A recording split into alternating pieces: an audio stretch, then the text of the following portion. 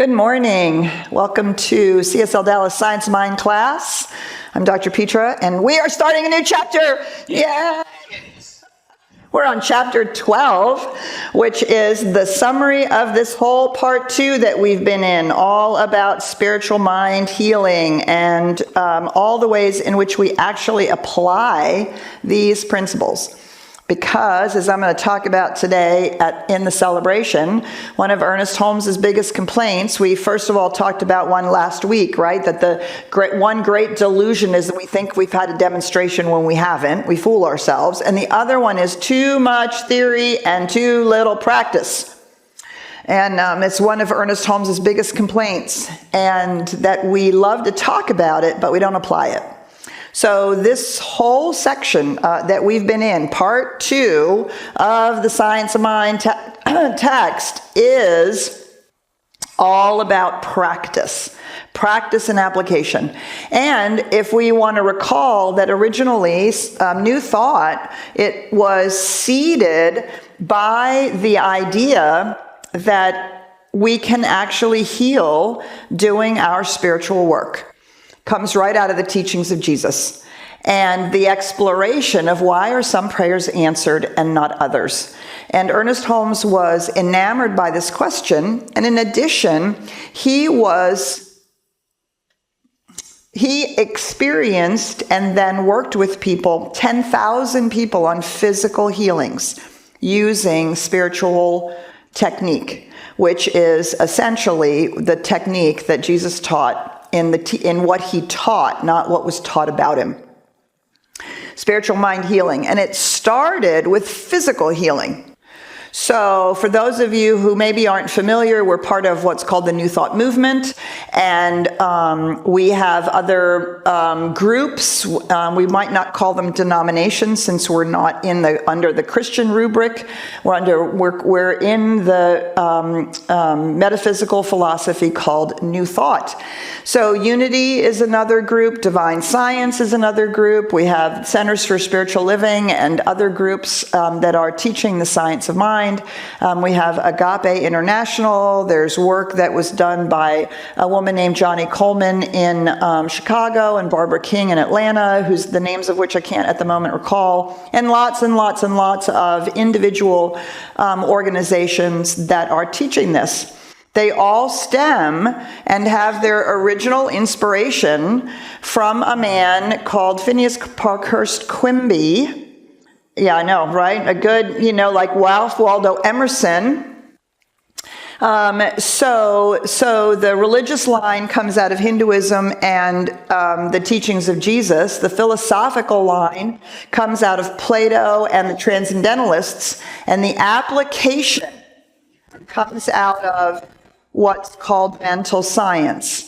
And Phineas Parkhurst Quimby was a clockmaker in New England, and he developed tuberculosis, which of course was a deadly disease in the late 1800s.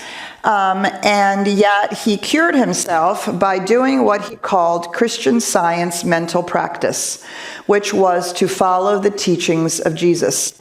Speak your word, your faith will make you whole. When you see me, you see the Father. Therefore, my word is the creative word. He healed thousands of people. He actually, he grew up and there's a clock which in Belfast, Maine, when Spirit Tours does the New Thought Roots Tour, you must come, because I wrote the tour. It's fabulous. And we're going to do it not in 26, 27 again. And we visit Ernest Holmes's hometown in Bethel, Maine. We talk about his childhood and upbringing. And then we go to Belfast and we study Quimby. So Quimby would have people come. And when he discovered that he didn't need hypnotism, that he actually had the intuition of understanding what was going on with people, he would write them a prescription. And you know what his prescription was? There's one life. You should remember who you are. You need to understand the nature of reality. Start believing that you're whole, right? It was literally a statement of spiritual truth. And he would give it to people and say, here's your prescription. And they would be healed. They would work with it and they would be healed. You can now read all of that in a book called the Manuscripts. He never wrote a book. He never wrote his own stuff down. But you can read some of these prescriptions. And he would hand them out. And then, of course, people would started passing them around. And he's documenting the power of the word and understanding the idea that we have a mind that is the same mind that was in Christ Jesus, which is the same mind that is the universal mind. When we speak and think in alignment with the universal mind, that changes everything because of the law, the automatic law of cause and effect. He was doing this in the 1800s.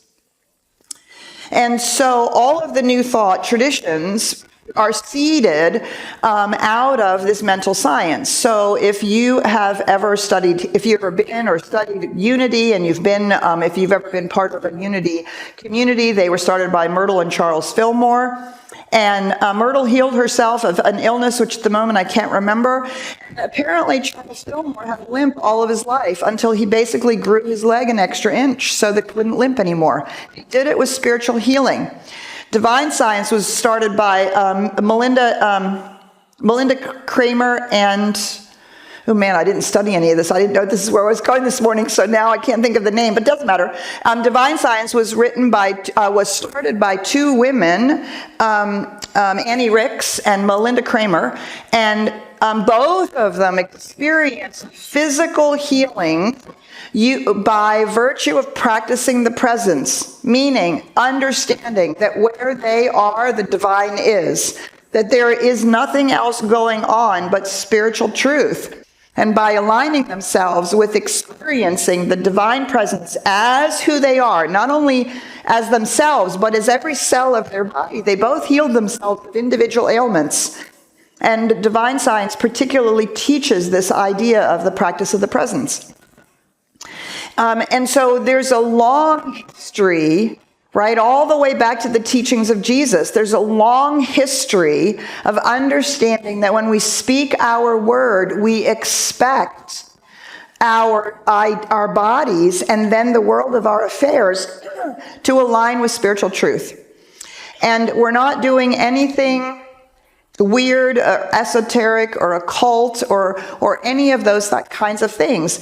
We're using the principles that over the centuries have been not only explored but proven. And when Quimby was that all the stuff about psychology and the subconscious mind, all of that was coming to the forefront in the 1800s.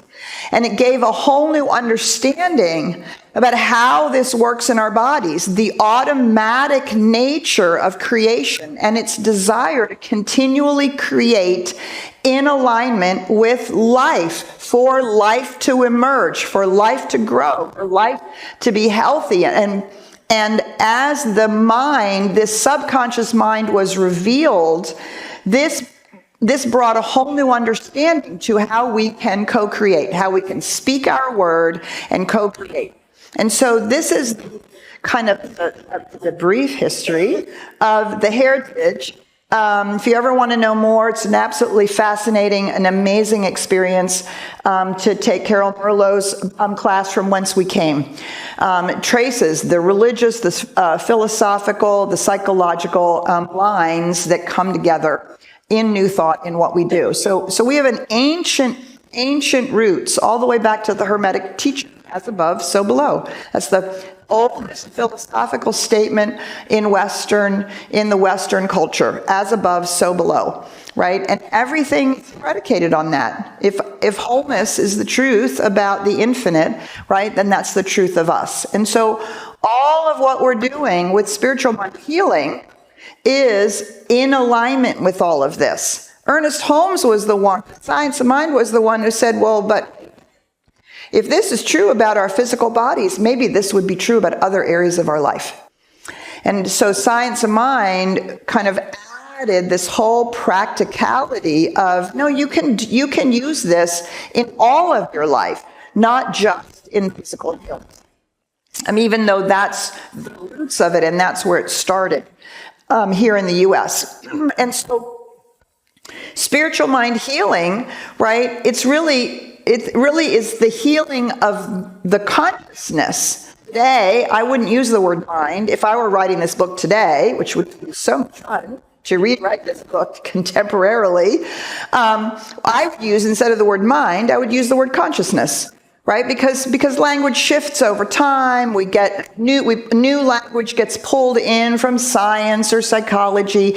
It broadens the idea. So when we say spiritual mind healing, we're not talking about our rational, logical mind and our brain that can thoughts without us giving it any direction, right? Which is what usually takes us off on a tangent that we don't want to be on. So we don't want to get confused, one, with the word mind. Really, as I said, if I were doing it today, I would call it consciousness, spiritual consciousness. And then healing doesn't just mean the healing of the body, also means the ability to heal our world of affairs, to heal our sense of lack, to heal the limitation we believe that we can't do something, to heal the idea that we're stuck or that we are unable to move our lives forward. In the last 50 years, or certainly in the last 30 years, New Thought has really understood that if the healing isn't just about our bodies, is also about our world of affairs, then it is also about the collective world of affairs of humanity. It's not just about us individually, but it is also about all of us, right? So spiritual mind healing, we could call it spiritual consciousness creation.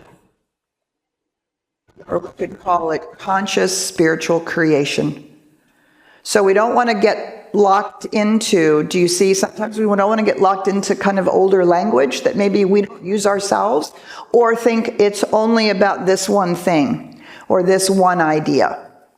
So it's a much larger way, and ultimately it's a larger way of living. Christian Science mental practice, which is what the Quimby called it, was the this idea that ultimately you're constantly practicing. You're practicing this all the time. And when you do that, you're living from a spiritual place. Okay, so this is what these first couple of paragraphs in this summary talk about. This possibility of changing environment, controlling conditions, healing, rests entirely on the theory that we are surrounded by a universal mind or a universal consciousness which reacts to our thought and always according to law. Right? This is the fundamental premise. If you can't start at least entertaining the possibility that this is true, it's not going to work. You have to at least entertain the possibility that this is true and then set about proving it to yourself. Because the more you prove it to yourself, the greater power your word is going to have, because the more understanding and therefore acceptance we have when we do this work. Spiritual man is perfect, but our individual use of life and law enables him to cover a perfect idea with an apparently imperfect cloak. Right? And that's our belief in the human condition. That's our belief that the human condition is the way it is, was the way it was, will always be this way. And it's just, it's just the way it is. Right? And so it's our perception and our understanding and the way in which we take it up. Now, we don't do this maliciously, and we're just ignorant of the fact that we're more spiritual than we are human. Our human, particularly our biology, right? It grew and it needed to continually protect itself, right? And then as we grew, as humanity became Homo sapien, right? All the various bipedal, people before us, eventually Homo sapien, right? We're called Homo sapien because we can begin to understand the laws and the way the universe works. Ultimately, they've coined a new phrase for who we are becoming, which is Homo noeticus. comes out of this idea that we are now those who know how the universe works. The knowing how the universe works, right? Which accesses everything from landing on the moon to using our intentionality and our spiritual work to heal. We cover this with an continuing to believe that we are limited by our biology, that we lack is acceptable human condition, that illness is inevitable, right? These are all the beliefs that we have inherited. Decide to believe those things. We just inherited them by virtue of the fact that we are human beings living in a human society that has millennium of history, right? Which is stored in our bodies as much as it is stored in the stories that we know. And if we understand that we are housed, that this is the expression of the truth of our being, then we understand this is as malleable as physicality is malleable to the infinite mind, to the infinite consciousness, right? That is forever creating more creation.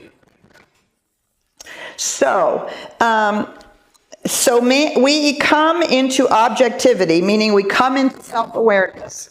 This is the fourth paragraph. We come into objectivity with the tendency of the race already subjectified within us. And I don't mean race as an ethnicity. He uses the word race to mean the human race, right? All people everywhere. We come into our self-awareness, we start becoming self-aware of ourselves at like 2. That's when we say, mine, right? As we begin to differentiate ourselves. And then slowly but surely, we become self-aware of our thoughts and our feelings, right? At about 7, the theta brainwave shift.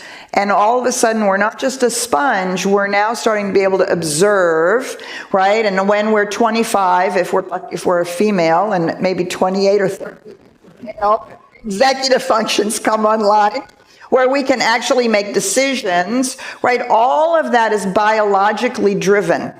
And all of that it's already a part of the subjective mind, the subjective consciousness that we share as human beings.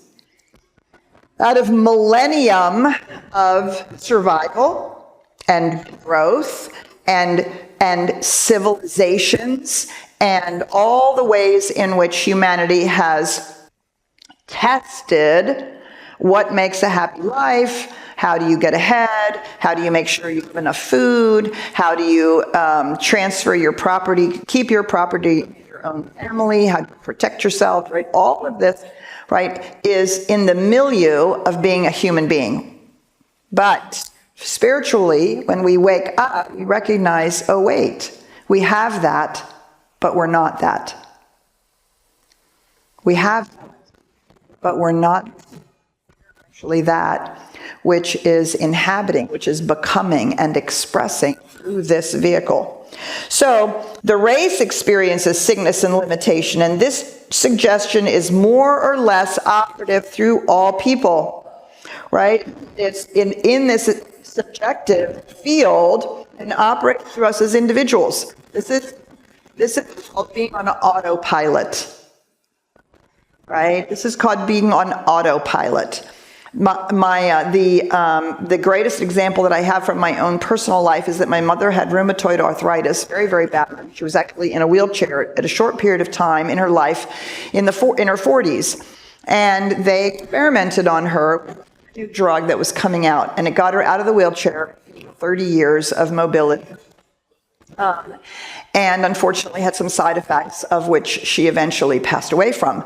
But she had this amazing life because this drug worked so great, right? So my sister and I grew up understanding that my mother had rheumatoid arthritis and that this is an inherited disease. So when I first got into science of mind and I began having some symptoms in my body, I was like, no, absolutely not. There's no reason to inherit this. Absolutely no reason whatsoever to inherit this, because there is a way of being in the world that rises above inherited diseases. So then I began to explore the metaphysical interpretation, shall we say, or the metaphysical idea of arthritis. Go to Louise Hay. She's a great place to start with a simple way of thinking about this. And to my unsurprise, the metaphysical idea of arthritis, especially the kind of arthritis my mother had, was a need for control and a lack of flexibility.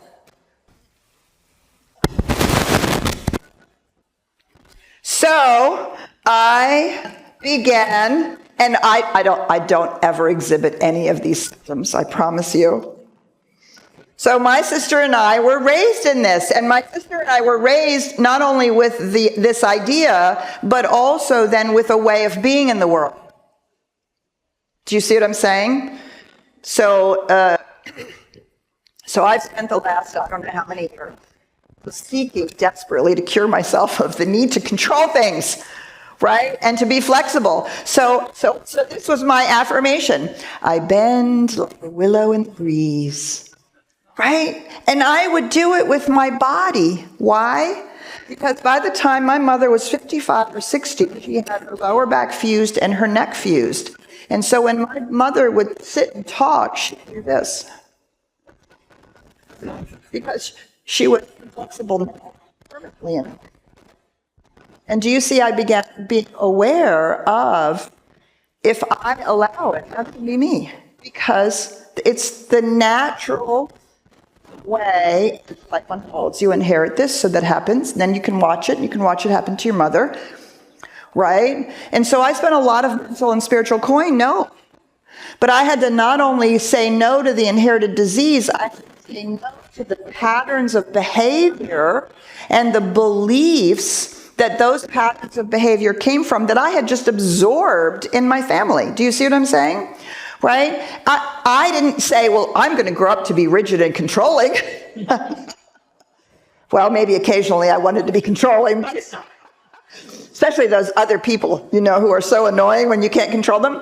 But do you see, it's not like we chose these things. They're just in the milieu. And whatever that milieu is, that happened to be particularly mine. And I am sorry to say that my sister has not had the same experience that I have had. And I feel really blessed with the fact that I understood what was going on, and I said, no, this is not the spiritual truth about me. Do you see? That's where it starts. But I can only say, no, this is not the spiritual truth about me, because I have begun to at least play with the idea that there is a deeper spiritual truth. And I keep playing with it until I begin to start proving it, and then I can start believing it, and then I can start accepting it, and then I can start living from it, right? That's the whole process of the practice. So there's no point in beating ourselves up. Zero point in it. This all has come in whatever it is, whether we have financial issues or physical issues or issues in relationship or whatever they are, or just issues in being different from the way the culture would like us to be, right? All of that's the milieu. And it's not like we chose it. Well, I actually literally had somebody say to me, why did you choose an abusive father? Because we take responsibility and we think choosing is important, right? I don't know whether I chose that before I was born. I think that's just crazy machinations that you'll never understand.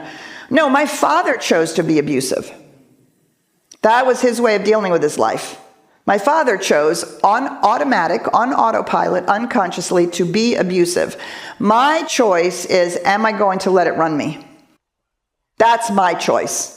Am I going to, A, be a perpetrator of it? B, am I going to continue to tell the story? My life doesn't work because my dad was abusive. I mean, I can tell that that's a great excuse, a great reason to not have your life work. right? That's where then my choices come in. And of course, as children, it's ridiculous to say, how did you choose this? You have no power in that, right? So we have to not beat ourselves up for what we've experienced or what we've taken on. The question always is, are we applying our principles to do the healing of consciousness, which changes those conditions in our lives and can change the condition as a whole? Okay, I see Ryan's wondering when I'm ever going to stop talking. No, I was actually wondering when you stood up if my microphone was going to drop. I was like, I want you to know it did not. I could hear that. And I also want to give a special shout out to Richard over here, who's always quick on the draw when that happens. So Peter didn't lose her. We love you, Richard. I do try to stay glued to this seat, but ooh, man, it's hard. Yep. Yes. So I guess we're saying good morning. Good morning, Ryan. Good morning, Dr. Peter. Glad to have you, and hello to everybody here in the room. And hello to all of the online community members who are joining us all around the globe. It's good to have you in community with us too. And so I guess let's get this party started. See what everybody else has to say about all that. What you have to say here in the room. And for those who are online, if you're in Zoom, you can always hit the raise your hand icon located down inside of the More or Reactions tab. And or you can always leave your questions inside of the chat, and I can bring that into the room. And same goes true for those who are on Facebook Live. You can always make sure to put your questions, comments, and just say hello and where you're watching us from today inside of the chat, and I'll bring that into the room as well. And we have our Willie here who's helping us. We have a question here or comment here. That's okay. One in the back there. Here, and then we'll go to the online people as they come on. Yeah, so question, comment, sharing of story, anything, because I did not pose a salient, thought-provoking question. Yeah, oh, good, okay. At least from a sharing perspective for me. So when I first... Please say your name. My name is Cindy. Cindy, is that microphone turned on? No. There you go. Hello? You hold it down, and then what will happen? Hello? All right. Can you Yeah. hear me now? I'm Cindy. So when I first came through the doors here at CSLDallas, I had just been through breast cancer treatment.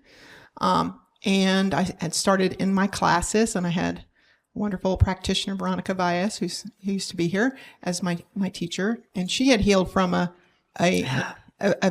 disease that was supposed to be incurable. Debilitating. And I knew that. And I had gone in for my normal CAT scan, and they found nodules on my thyroid. So I was completely in fear that the cancer had metastasized and all of that. So I wasn't in a consciousness to treat for myself, and I hadn't learned enough to treat for myself. So I said, well, what should I do? It's like, oh, Veronica has the consciousness to heal from something. So I went to her, and she treated for me of it being gone. When I went back in to get the biopsy, there was no nodules on my thyroid at all, and none. Like the doctor kept looking at the x-ray and then looking, and he's like, if I didn't know better, I would think I was looking at someone else's, but I know this is yours, but they're not there anymore. But my point is really, if you don't have the consciousness Yes. for healing, that there are people that do, and that you should reach out to them, because I couldn't have manifested that on my own at Yes. that particular time. Super, super important, Cindy. Thank you so much for sharing that. It is super important. And even if you've been doing this for 10 or 15 or 20 or 40 years like I have, there are times when I simply am so in it. I'd much rather have somebody do the treatment for me so that I can relax and know that somebody else has the consciousness, because they're not inside it. They're not like, right, inside it. Now, that doesn't mean we can't keep working on our own work, but that's why we have spiritual coaches who are trained practitioners in the science of mind. This is what they do. And Veronica was that at the time. She's gone on to become a minister. She does great work in DISD right now with mindfulness and meditation for kids. It's really awesome. But that's why we have these folks, and they feel called to help in this way because they've done that work for themselves as well. So thank you for sharing that. Did you have a comment you want to make? Okay, and then we're going to go to JL. Go ahead. Okay, I'm Willie. In 2014, I had Lyme disease, and I was going from doctor to doctor trying to get diagnosed with the correct diagnosis. But I didn't know I had Lyme disease. I was totally blind to it. But every doctor that I went to gave me a different diagnosis. And every time I said, no, that is not what it is. And so they would send me to somebody else. I had 3 major chronic diagnoses before someone sent me to the right doctor who would do the right test. And it's amazing. And your body knows. Yes. Your body knows what's right and what's wrong. Yes. And we can also see in that kind of a story how important it is not to assume outside authority is always correct. Right. Right? That our bodies do know, and we do have an intuition about it because this body is ours. And we live in it. Yes. And I'm so grateful you're doing so much better since then. Yes. I know that. All right. Thank you. We're going to pass it back to JL. Did you have something out on there online while it's getting passed back? Yeah, I did. It's actually a good question because I'm seeing that some folks kind of think that this application works by turning on something inside of your brain. So the question is really, when are you able to start making conscious decisions and choices to use this law, to use this universal principle? Is there a magic switch? Do I have to turn on my pineal gland with sulfur and salt? So it's a great question. So the answer is, unfortunately, you're already always using it. The key is conscious. That's the key, right? We are constantly creating our life experience. We are constantly narrating our life into being by how we think about it, how we talk about it, what we believe to be true. There is no magic switch. It is a discipline that is a discipline of thought and consciousness. Now, there's lots of things that can help, right? We know from recovery, hungry, angry, lonely, tired. If you're hungry, angry, lonely, tired, it is really challenging not to fall down the hole. If you are having challenges, physical or mental challenges that stand in the way, for goodness sakes, do what you can to help bring you into a state of homeostasis physically and mentally, right? If you are, there's nothing, it's great. The only challenge is if you rely on that to fix the problem. No, it's not going to fix the problem. It will give you a platform from which then we can do the conscious spiritual work, the conscious work, because that's the key, the conscious work. Our ability to consciously decide, wait, I'm going to choose something different. Wait, I'm going to think about this differently. And whether that's in the minute or 3 months later, doesn't matter. At some point, we have to wake up and say, oh, I'm going to think about this differently. I'm going to handle this differently. I'm going to bring out my spiritual tools. And so too often, and we've been enculturated in this in our culture, we've been enculturated into looking for something outside of ourselves. Right? So if I could fix this thing in my body, or I could take this little thing, or I could do this thing, it's going to fix it. No, what it's going to do, potentially, in space, move out of the way things that might be in the way of you becoming conscious. But the discipline, I do not know of any magic pills. And if they design a magic pill to give us discipline, it's not actually discipline, right? And the minute that thing goes away, we're in trouble because we aren't doing the work, right? And so this It depends on where you stand. If you're standing in your human condition, then you're going to think about, oh, I need to do this, and I need to take this, and I need to turn on this, I need to turn off that, right? Because we're operating from the level of effect. We're operating from inside our human condition. Doesn't mean that you shouldn't deal with your addiction, go to therapy, go to your doctors, do all that. But what we do here is we add the causal component. And you must add the causal component because that creates the lifelong shift, not just the immediate change.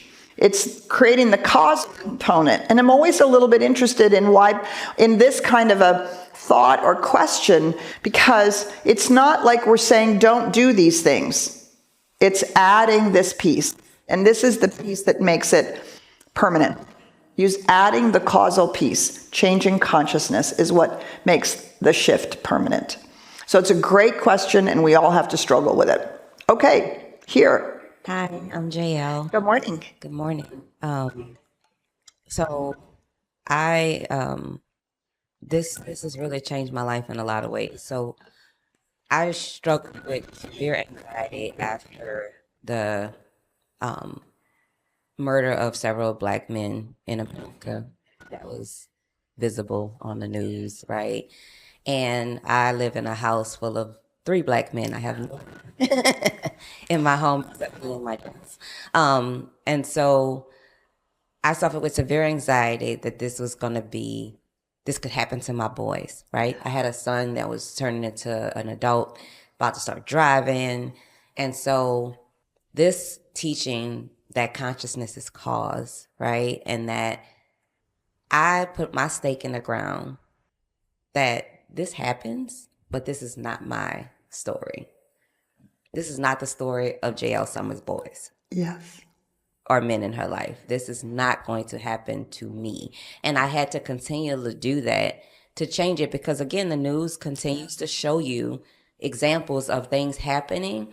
But it's similar to just, my mom had this. That don't mean I'm going to have it, right? Society can say, hey, this is happening. This is not the truth in my life. And it really helped me deal with the anxiety when my kids started driving and went to college. And even now, I still have to put that stake in the ground. Yes. It's not my truth. And it has definitely helped. Beautiful. Thank you so much for sharing that, JL. And, and with Black boys, it's a huge issue. With girls that, might find themselves in untenable situations with rape and with abduction. And there's just goes on and on, right? And we can decide that the world is a fearful place. Or we can raise ourselves, Thomas Troward calls this raising ourselves above the law of averages into the spiritual truth. And that's a beautiful example of that, right? And that's the work that we have to do. And then we begin to do it collectively. This shouldn't be anybody's truth. And that becomes, every time you put that stake in the ground, right, you are declaring in universal consciousness that a Black mother puts a stake in the ground for her Black boys. This is not the truth. Do you see? That becomes now known in race consciousness for humanity. This is not the truth. And every time that we raise ourselves above the law of averages, every time we do that, we are shifting consciousness because it's only one consciousness. And it makes a huge difference, doesn't it? And you are protecting those boys with your consciousness, which is so lovely. No, this is not my spiritual truth. It's one of the most powerful statements we can make. This is not my spiritual truth, because we know what the spiritual truth is. Thanks for sharing that. Yeah. Okay. Up here. Okay. Want to pass it up? Can we go grab that? There we go. Thank you. Pass that up, right? Yep. This is Ross. Ross. These conversations are so worthwhile because there's an endless list of distinctions to make. Like, I can now do a spiritual mind treatment about living in a safe world. Yeah. Yes. I never thought of it before. But listen to like Joelle talk. I'm going, this is useful to my life and to the people I can influence. Beautiful. Thank you for saying that. I have been doing that treatment since I moved out of an abusive household. I live in a safe universe. I don't care whether other people do not behave properly. I don't care if people are abusive. I live in a safe universe. Yes, and we can each begin to do that, right? That's the shift in consciousness. It's between me and the infinite, not between me and another human being. Do you see? I can't keep other people from not betraying me. I can't keep other people from not doing things that could be hurtful. But I can continually know that I live in a safe universe. And so I either don't attract it or I think of myself as Teflon. Yeah. Right? It rolls off because I live in a safe universe. Right? So I don't get anxious if I forget to lock my car. I don't become crazy if all of a sudden I realize, wait, I forgot to lock the door. I live in a safe universe. And absolutely know that's true. I know that's true here for the center. I know whenever people are coming in here, right? And it makes a huge difference. And every time that we do that, do you see we're adding, do you know right now in the world, all crime has been going down. The murder rate in the U.S. has been going down for 15 years, despite the unconscionable things that have happened to black men on the street, right? There's no question that's true. And in general, the homicide is way down and has been steadily decreasing in the last 15 years in the U.S. Why? Because more and more people not only believe they live in the safe universe, they demand it. And as we do that work, we're shifting consciousness as a whole. It's unacceptable.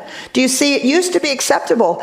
500 years ago, you took an apple off the cart of somebody's fruit stand in a little town, pretty much anywhere in the world, and you had your hand cut off. Period. That was it.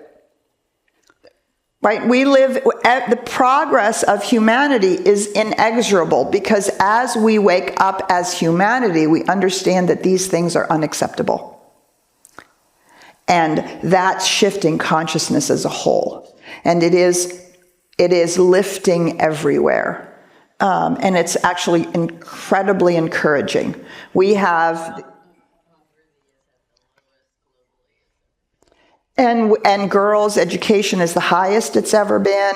The amount of diseases that have been eradicated, especially on the continent of Africa due to vaccination, is higher than it's ever been. Unfortunately, we are no longer leading in some of these areas, but that doesn't mean we can't, lead again or participate in it. But globally, it is astonishing. Because things that used to be like nobody thought about it or it's just the way it was have become unacceptable. Why? Because we've raised our understanding about each other. We now see each other more. Well, it's such a cliche, the one global family. Right? There's a reason for that cliche. More and more people are included in our consciousness in all of us, right? And it's making a huge difference. Yeah. And we want to keep doing that work, not only for ourselves, but for the consciousness as a whole. Okay, so we did a page. Isn't that great? Okay, so we're going to flip the page. For next week, we're going to go to the next page, and we're going to see, Ryan, what are we going to tell them about what cool things we have coming up? And it's a great place to end, too, because we have a workshop happening today by our very own Willeen Dunn, who's going to be diving into the co-creative process. And it's also using the teaching symbol. Yeah. So if you've ever been around here and you see that B inside of a circle, she's going to be using that as a foundational element in her workshop today to help you learn more about this co-creative process. And we call it a teaching symbol because it's an anchor. It can remind you. It can, you went, oh, right. Go from cause. Start with cause, not with the effect. That's why it's called the teaching symbol, to help us remember. So I know that's going to be really great. Absolutely. And we're going to be starting off our holiday season here at CSL Dallas by having a fabulous Thanksgiving service and community potluck. So we encourage you guys to bring a dish. And we have Reverend Marquita here in the back here with us. Hello. There we are. She'll be the one who's leading our service. So we invite you to be here in person and online for Thanksgiving. Yeah. And we are starting an initiative, a bear and a blanket, or a bear or blanket in every chair. We were going to start it in December and run it the whole month of December, but we are going to be donating new stuffed animals and new throws. We are going to be donating it to the Cardboard Project, and they they expand digital access to homeless people, not only in Dallas, but now all over the state, and they're moving into the country. And so starting this coming week, you can bring a stuffed animal or a blanket or a throw, and we'll be putting them in the chairs so we can cuddle them during the celebration, love on them really big. If we run out of room, we'll put them in here too. We can love on them in here too. And then on December 17th, which is why we're starting this a little early, on December 17th, we are going to be giving it all to the Cardboard Project. So it does not have to be wrapped, actually preferably not wrapped in Christmas paper, but it doesn't not have to be wrapped like in cellophane, or doesn't have, but it has to be new. And The wrap, what it comes in, keep that on it. keep that on it.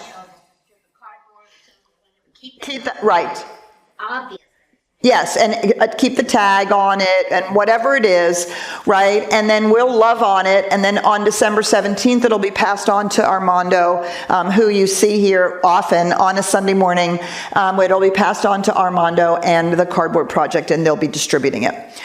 So let's start bringing them in, and we'll be loving on them. We'd like to love on them for a whole month, which is kind of why, and you have a whole month to bring them in. For those of you online, feel free to mail us something. We're happy to put it in a chair for you. Feel free to mail it here to CSL Dallas, or have it delivered from Amazon to CSL Dallas, and we will put it in a chair. We will love on it, and it will go to somebody who not only needs the warmth, but our theme for December is wrapped in love. So we want to send that love out. And I think any stuffed animal, not. Yes, any stuffed animal, although we're calling it bear and blanket in every chair because it's nice alliteration. Yes. I know lots of people that crochet can homemade. I don't think so. I think it has to be obviously new. And so I think that means it has to have some kind of a tag on it. So, but we'll ask Armando. And maybe we can say made by, right? And then they can put a tag on it. We'll ask Armando to make sure. But they want to be able to distribute it to people. And they know lots and lots and lots of people in Dallas because they serve a huge community in Dallas, all over the Dallas-Fort Worth Metroplex. So they'll have lots of people to give it to. Yeah, and for those online, if you have any questions, feel free to reach out to us at info@csldallas.org in case you do want to send a bear or a blanket to us as well. Yes, because it's so needed, and we want to share the love and remember that everybody is part of this global family, right? That's what makes it so beautiful, because we are one. It's really true. It's not just a cliche. It's actually true. So with that, we'll say goodbye for now, and we'll see you at the celebration, or we'll see you next week. Bye for now.